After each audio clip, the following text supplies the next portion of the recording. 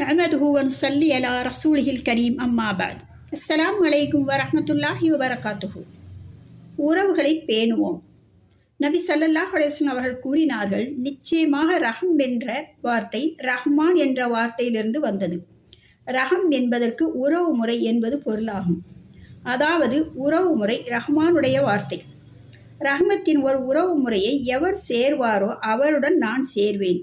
எவர் உறவுமுறையை துண்டிப்பாரோ அவரை நான் துண்டிப்பேன். நபி ஸல்லல்லாஹு அலைஹி வஸல்லம் அவர்கள் கூறினார்கள், எவர் தனது இரணத்தில் பரக்கத்தையும் ஆயுளில் அதிகத்தையும் விரும்புகிறாரோ அவர் தமது உறவினர்களுடன் நன்முறையில் நடந்து கொள்ளட்டும். இஸ்லாம் பிறர் நலம் பேண வேண்டுமென கற்பிக்கிறது. மேலும் தனக்கு எதை விரும்புகிறோமோ அதையே பிறருக்கும் விரும்ப வேண்டும் என கற்றுத்தருகிறது. எதை தமக்கு விரும்ப மாட்டோமோ அதை பிற மக்களுக்கும் விரும்பாமல் இருப்பது. அண்ணன் நபி அவர்கள் இது விஷயத்தில் பெரும் முக்கியத்துவம் கொடுத்துள்ளார்கள். நபி ஸல்லல்லாஹு அலைஹி வஸல்லம் அவர்கள் அருளினார்கள், தனக்கு விரும்புவதையே தன் முஸ்லிமான சகோதரருக்கும் விரும்பாதவரை உங்களில் யாரும் மோமினாக முடியாது என்று கூறினார்கள். பெற்றோரை மிகவும் நேசிப்போம். அத்தா அம்மா மேல அதிகமா பாசம் வைப்போம். அவர்களிடம் மனம் விட்டு பேசுவோம். அவர்களிடம் பேசினால் நிறைய விஷயங்கள் நமக்கு கிடைக்கும். நம் மனசு லேசாகிவிடும்.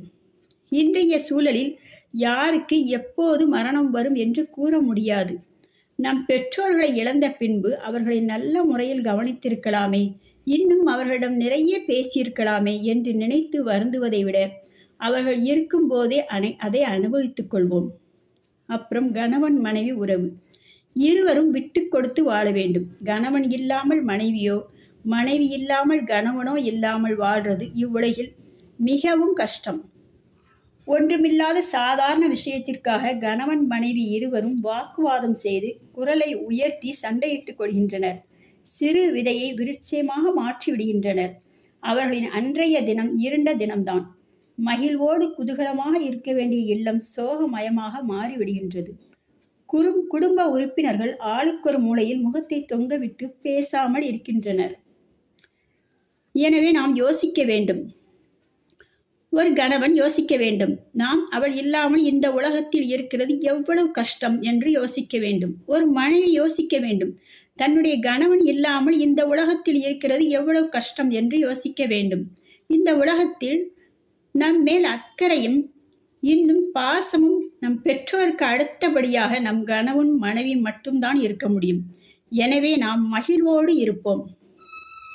நாம் போடும் சிறு சிறு சண்டைகளால் நம் குழந்தைகள் மிகப்பெரிய பாதிப்பு ஏற்படுத்துகிறது.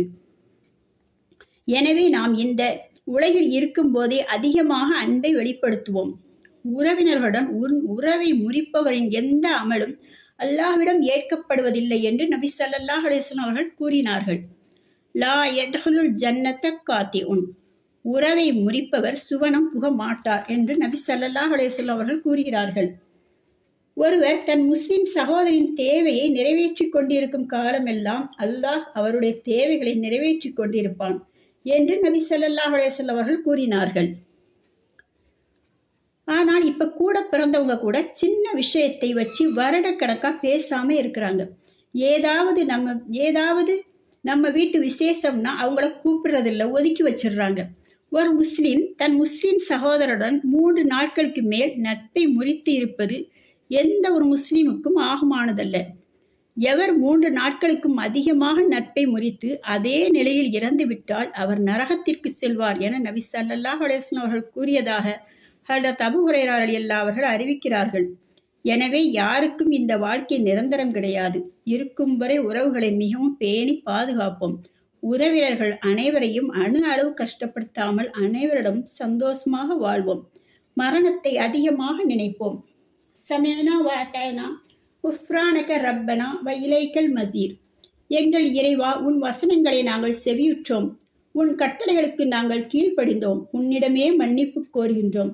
நாங்கள் மீள்வதும் உன்னிடம்தான். வாஹிர் தவானா அனில் ஹம்துலில்லாஹி ரப்பில் ஆலமீன்.